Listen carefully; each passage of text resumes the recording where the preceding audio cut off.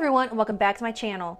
So today I'm going to be doing a haul video, but a little differently in that I'm going to be doing a haul of all of the arcs that I've recently gotten in the NetGalley. So let's get started. The first one I want to talk about is Picture Perfect by Tessa. This is part of her Big Shot series. I have really high hopes for this one because every book in this series so far I've liked progressively more and more. I just recently finished Dream Girl Drama and really liked it a lot, and the characters kind of meet cute is sort of in the end of this book, and so I'm already in love with it already. So Picture Perfect follows Robbie Kerrigan, who is a minor character in the other books. He's like a rookie on the hockey team. And the main female character is Skylar, who is a baseball player who you meet briefly at the end of Dream Girl Drama. Her older brother is involved in some kind of drama in that, and so you kind of meet Skylar in the previous book. So how the storyline goes is that Robbie and Skylar have a bet at the very beginning, and she loses, so she has to go on a blind date with him because he is instantly infatuated with her. But she sees him as just a playboy, and she's secretly in love with her brother's best friend. So through them going on this little date because of a bet, she's figured out that her going out with Robbie kind of makes the guy she's actually interested in jealous. So Robbie agrees to do like a fake dating, fake relationship kind of thing to try and get the guy interested in her, but also because of he wants to get to know her and kind of prove himself to her that he's not just a playboy, that he can be with just her. And so I already know this is going to have a third act breakup because that story, just going off that brief description alone, I know there's going to be a third act breakup going on, which I usually don't like, but so far all the third act breakups in Tessa Bailey books haven't been that bad, and a lot of times they make sense for what's going on in the story, and so I kind of like forgive it. And just going from the description of this one alone, I feel like that's going to make sense for them to have like a little bit of a break in there somewhere. So I'm already tentatively thinking this might be a 5-star read, just based off all that alone. And also Robbie's one of my favorite side characters from the other books, so I'm really excited to read more about him. Next is ZomRomCom by Olivia Dade. You have no idea how many takes this has taken for me to say that book right. Anyway, as the name implies, this is a rom-com set in a post-apocalyptic world where there's zombies, and the two main characters are zombie fighters and they fall in love. Just based off that alone, I'm hooked already. So I'm just going to read the description of this book that I have right in front of me, just to give you a little more of an idea what's going on, because there's still like some details and stuff of the story that I don't think I can do justice. So I'm just going to read the description. When Edie attempts to save her sweet, seemingly harmless human neighbor from the first major zombie breach in 2 decades, she's stunned to be saved by him and his ridiculously large sword instead. As it turns out, he's actually a super old, super surly vampire. But for all her neighbor's newly revealed cynicism and lethality, Gaston Max Brocher, yes, Gaston, is unexpectedly protective. He wants her to stay in his safety bunker until the breach is resolved. Edie won't risk any more innocent people being killed, though, and Max won't let her save them alone. After they unravel a sinister conspiracy to set zombies loose on the world again, the duo meet a host of lovable allies and discover they're not the only ones willing to fight for the future of humanity. Despite the awful timing, Edie finds herself falling for the vampire who's helping her save the world. But all of their dangerous plans could end their future before it even begins. As she and Max battle side by side, Edie must decide whether having a love worth fighting for also means having a love you die for. And in the world that grows deadlier by the minute, whether that's a risk she's willing to take. That sounds really good. It sounds like it's gonna be exciting, it's gonna be thrilling, it's gonna be more than just a romance, it's gonna be a lot of story going along with it, and maybe some background, some lore, and some lovable side characters. I am so excited for this one. So I don't think I've ever actually read anything by Olivia Dade before, though. I do think she wrote one of the like short stories that were like a Christmas thing that I listened to back in December. I did DNF most of those, but my main problem with a lot of them was they were trying to tell a full-length story in a short story, and it just was not working out well. And so I think maybe giving her an entire book to get all her thoughts across and everything like that, and build up characters and build up storyline and lore and everything, I think she can really excel, and so I'm really excited for this one.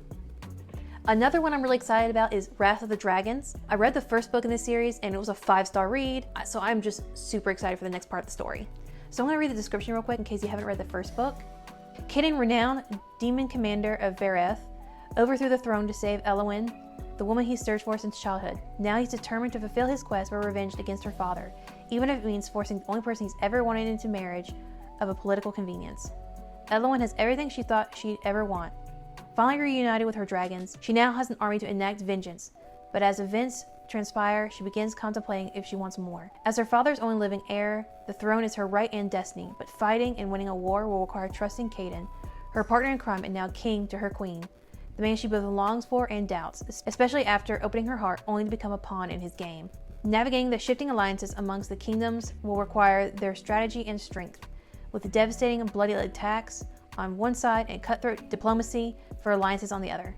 But Elowen and Kaden must find a way to stand strong within the power they've gained or risk losing everything. Delving deeper into the vast and ever-changing world, Wrath of Dragons will take you on a journey filled with epic adventures, tender, angsty love for the ages.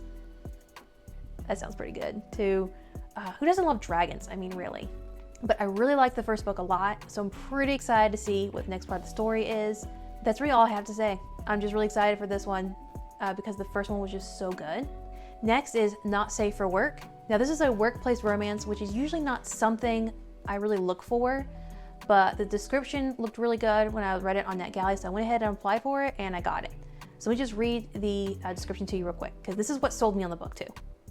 Engineer Trishara Malik once dreamed of being the first woman of color to smash the glass ceilings at WMC Parcel. But after years of dealing with white male privilege and blatant nepotism, she watches her hard-earned promotion go to her nemesis, Raph Gallagher, the boss's son. Teetering on the edge of burnout, Trish is stunned that she's picked to attend their corporate leadership retreat in Hawaii. It's a chance to revive her staled career and compete for a coveted spot in the executive training program, plus 3 weeks in paradise. The only downside, Raph is her co-attendee. Trish plans to avoid Raph entirely, but when she arrives in Maui, a booking error has them stuck sharing the honeymoon suite. Sure, it's not all torture. Raph is a smoldering 10, okay, fine, an 11, but after years of competition, they can barely stand being in the same time zone.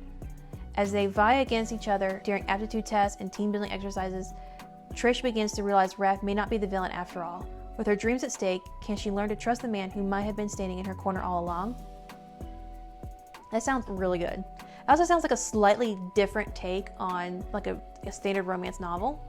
So even though workplace romance is usually not my cup of tea, I'm definitely willing to give it a shot. Also, I've read a few other arcs where they have like the one hotel room kind of trope. I usually like the forced proximity of it all. So hopefully that will kind of cancel out some of the workplace drama trope that I don't usually love. So I have this one on audiobook instead of like paper. So this is gonna be pretty easy for me to like just listen to it while I do dishes or something like that. Next is Crazy Spooky Love. It's gonna be another like paranormal romance, which I've been really into lately. So I'm just gonna read the description to you real quick. Ghosts and spirits are business as usual, but love just might be enough to save Melody Bittersweet. In the leafy, charming town of Chapelwick, the Bittersweet family, yeah, that's their real last name. That's weird. The Bittersweet family has been a fixture of High Street for as long as anyone can remember. The rambling black and white building houses all 3 generations of ghost-sensitive bittersweet women in their business, blithe spirits. On the 27th birthday, Melody Bittersweet converts the disused back storeroom into her office and opens her own business. Unlike the rest of her family, she's not taking down messages from ghosts, she's taking them out. Right away, the freshly minted Girls Ghost-Busting Agency takes on its first case, a grand old house that won't sell because of Ghost Brothers raise merry hell whenever prospective owners arrive to visit. It soon becomes clear that there's a whole heap of unfinished business between the Scarsborough brothers, including their murder, and Melody isn't the only one trying to unravel the mystery. Leo Dark, her rakish ex and business rival, is also on the case, along with a TV crew that trails him. To make matters worse, the sarcastic and skeptical and annoyingly good-looking local reporter Fletcher Gunn has his nose in the story as well. Sniffing out a way to publicly discredit the Bittersweets is his favorite assignment, and has absolutely nothing to do with his inability to resist Melody. With her business on the line, it's up to Melody to work out the brothers' issues, but also to protect her own susceptible heart from Fletcher's charm. Does she even want to? So, a few things that I'm really excited about this book. One is paranormal romance. Love it. Other thing is, yes, it seems like it could be a second chance romance, which I usually don't like, but I like how they mention the other guy in the end, so maybe she ends up with him. So I kind of like also that there may be a little bit which one she's going to choose kind of thing, because sometimes romance novels are just a little too predictable, and I think maybe this one won't have that problem as much. Like maybe you'll think she'll go with her ex, maybe you think she'll go with Fletcher. I'm really excited to find out. So the next one is Love at First Fright, which is once again another paranormal romance, but this one also has age gap and author and the lead actor of the movie adaptation of her book. I love it when there's books about books, so whenever I see that one of the characters is an author or works in a bookstore or a library or something, my interest is immediately piqued. So let me just read the description for you real quick. Rosemary Shaw's ability to see the dead has never scared her. In fact, it secretly inspired most of her horror novels. Now at 29, Rosemary is an acclaimed author, but her most successful book is about to turn into a blockbuster movie. The film set is a beautiful old manor house in the English countryside, and it's no surprise there are ghosts hanging around, but ghosts are something Rosemary can handle. She's not so sure how to deal with her infuriatingly handsome leading man, who is all wrong for the role. Elias Finch is a longtime Hollywood heartthrob with a secret of his own. He's tired of playing the action movie hero and would much rather be gardening with his sweet dog, Fig. Frankly, he's getting too old to maintain the industry standards of what a man should look like. Starring in a historical horror movie will be the perfect thing for his new image, until he finds out that the author tried to get him kicked off the project. But Elias won't go down without a fight. Amidst filming the movie and the chemistry-filled feuding between Rosemary and Elias, Hollowvale Manor comes alive, literally.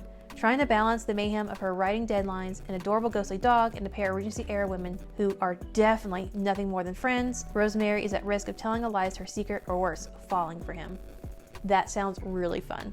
Also, I feel like there is a lot of tropes and everything going on here, but they sound like they all kind of are going to work with each other and work with the story nicely, so it won't feel too messy like some other books do when they just try and throw every single keyword in there. Because it's paranormal romance, it's age gap romance, it's enemies to lovers, and all sorts of other things. And like, yeah, it's a lot of things going on at once, but they all kind of go together in a way, because like, yes, it's an age gap romance and an enemies to lovers, but it's because of his age gap is kind of what's causing the enemies to lovers in a way, because of it's his motivation for why he wants to be on this project, and also probably why she doesn't want him on the project, which is causing their butting heads to be enemies to lovers. Does that make sense? I feel like I'm not good at explaining these things very well yet. Oh well, I'll get better with practice. I also like that even though it's an age gap romance, she is not really young, because it really gives me the ick when it's an age gap romance and one of the characters is like barely 20 or something, like 18, 19, 20, like that's a little young. Like I've DNF books for doing that before, but 28 seems reasonable. It doesn't say what his age is, but I'm trying to think how old I would think would be too old to do like action movie stuff, or him starting to feel like he might be getting too old to do action stuff. I'm not really sure when that would be, because I'm in my early mid-30s and I feel like I couldn't do any of that, so I don't know. Next is Friends with Benefits. So I've mentioned this book actually before in another video. I did a video on books that I think are gonna be 5 stars, and this is one of the ones I mentioned. If you want to check out that video, the link will be down below. But I'm really excited for this one. I've already started reading a little bit of it, and so I'm already in love with it. But it's about these 2 friends. They've been friends for forever, and they have to like pretend to be married, or actually get married really, like a marriage of convenience. Because she needs health benefits in order to take her dream position that doesn't offer health insurance, and she has a chronic illness. And then he needs to have like a spouse on his lease so he can keep his apartment at a rate he can afford because he's a school teacher. And so they go ahead and they get married so they can have the benefits, you know, get the name Friends with Benefits, you know, because it's health benefits and things like that. I've only read like several chapters really, so it's not a good indication that the book is going to be 5 stars or not. Because I've read plenty of books where the first 80% of the book was amazing and the last 20% was so bad that it ruined the whole book for me. And so it's not guaranteed to be 5 stars, but I definitely think it has potential. So last but not least is Spit Back the Bones. So this one's a lot different from everything else that I'm reading, because lately I have been feeling like most things I'm reading are starting to kind of feel all the same, because I've been reading romance novel after romance novel. And so I thought I'd do something a little differently. I'm gonna read the description for you real quick. It's been 3 years since Milla Thomas's brother Jed went missing and his case went cold. Since then, Milla has fled town, running from the voices of the dead that reach her from the depths of the old family bog, afraid she will hear her brothers among them. When her younger sister, Agatha, calls her back home to celebrate her graduation, Milla can't help but return to her old haunts. When she arrives, Milla comes face to face with the town reverend, who informs her that Agatha has now also gone missing. Finding her mother and the local police utterly useless, Milla opens herself up to the voices of the bog in the hopes that they will tell her where her sister is.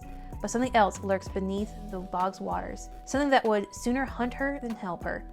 As more bodies turn up on the sandy shores, Milla must overcome her complicated history with the Reverend's estranged son, the boy she never quite got over, to unearth the fate of the town's missing members and the family secrets that may be behind everything. So from that description, it really sounds like this is going to be much different from what I normally read, because most of what I read is romance first and then mystery or something else second. This sounds like it is horror novel first, romance second, and I think it's going to be a great way of easing myself into a different genre by having a small bit of something that I'm used to. So those are all the books that I recently got on NetGalley, and once again, if you're interested in finding out more about NetGalley, I have a video all about it, which I'll link down below. If you like this video, which I hope you did, please like, comment, subscribe, all that good stuff, and I'll see you in the next one. Bye!